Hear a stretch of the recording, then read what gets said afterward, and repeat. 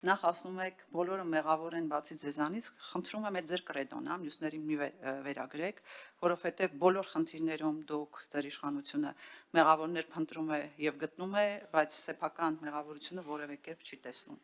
Մենք խոսում ենք բոլորովին այլ իրավիճակի մասին, խոսքը այսօրվա քաղբանտարկյալների մասին է եւ ես հասկանում եմ, որ ամենահեշտ տարբերակն է եւ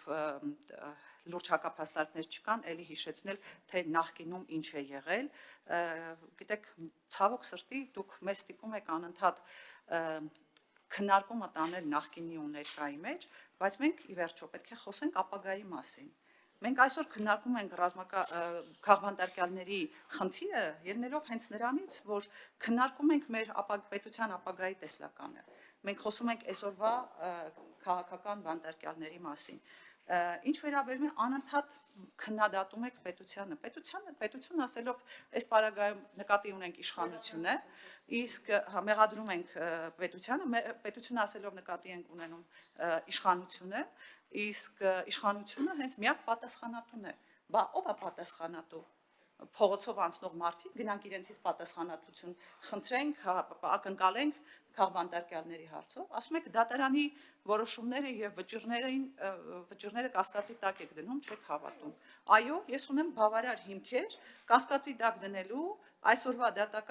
դատարանի կայացրած ցանկացած որոշում, ցանկացած վճիռ, որովհետև երբ կալանքի հետ կապված միջնորդություն է ներկայացվում դատարան, կոնկրետ դատավորներ կան, ովքեր պետք է քննարկեն այդ կալանքի միջնորդությունները։ Մասիս Մելքոնյան անհասկանում ձեզ ինչ որ բան ասում է։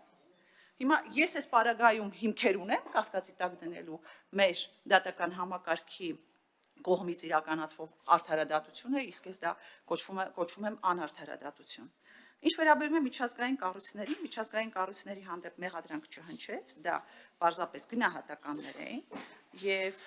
միևնույն ժամանակ ինչ վերաբերում է մի այդ վճռին, ես չհասկացա, թե դուք որտեղից վերցրեցիք, որ ես անդրադարձ եմ կատարել մի այդ վճռին։ Բայց եթե խոսեցիք մի այդ վճռի մասին, պետք է նշեմ, որ մի այդ վճռում էլ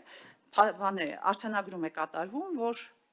Հայաստանի Հանրապետությունը պատշաճ տեղեկություններ չի ներկայացրել մի այդ պատշաճ տեղեկություններ ներկայացնելու պարտականությունն էլ կրում էր ձեր իշխանությունը։